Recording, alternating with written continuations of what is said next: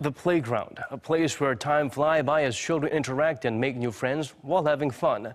Unbeknownst to many of us, the common recreational features are unreachable to some. On our news features tonight, Lee Unshin introduces to us a new wave of playgrounds that are more inclusive, catering to the needs of kids of all abilities.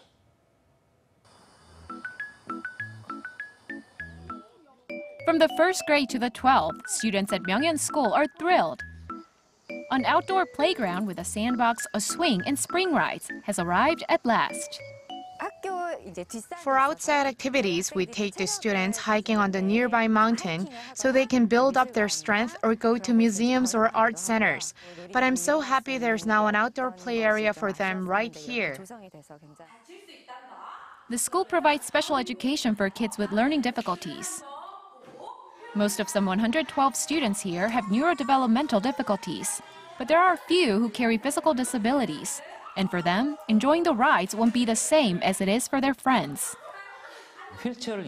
It breaks my heart that the students who are in wheelchairs or walkers can't quite use the standard swings or slides like the others. For many, a playground is something that they grew up with, an adult-free zone to meet new friends and play outdoor games. And it's often taken for granted. For any kid, to play is to live. A playground is a necessary place for their social, emotional, and cognitive growth, along with physical and coordination development through the equipment. For that reason, Children's Grand Park in Seoul has opened a playground that's designed for kids of all abilities to enjoy. At a glance, this playground doesn't look that much different from any other one.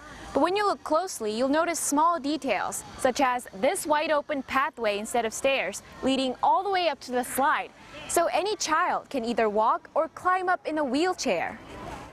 The slide is wide enough for an adult and a child to ride down together. There's a merry-go-round with a corner to secure a wheelchair. Basket swings that are spacious enough to get on lying down. And a sandbox with a place for kids in a wheelchair to come in and play. This playground was built through extensive research and lots of trial and error. As a result, its features are very safe and kids really seem to enjoy themselves here. This is what a playground should look like. Companies came here to benchmark the model. But coming to the park can be quite a hassle, especially for those who have physical disabilities who come here by car. The lack of this kind of kid-friendly space across the nation is linked to legal matters. Korea's Anti-Discrimination Act for Persons with Disabilities and children's safety regulations don't specify anything about playground features for kids with disabilities. Legal guidelines to deal with accidents or insurance problems are needed for such equipment to be made.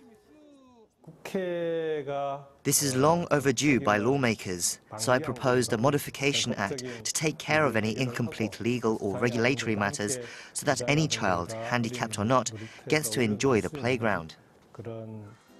Kim's proposal includes providing support for the production of recreational equipment for kids with special needs, with the required budget backed by the government.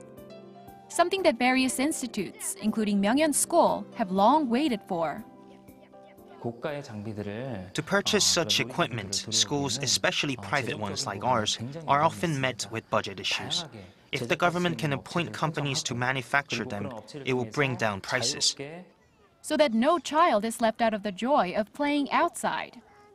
The move is expected to lead to more inclusive recreational grounds, like the one at Children's Grand Park, an area for all kids to just enjoy being a kid.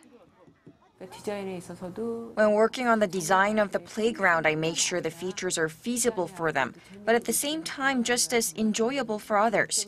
And I wanted to highlight how adjusting small things from the conventional playground can accommodate all children, abled or disabled. Lee Unshin, Arirang News.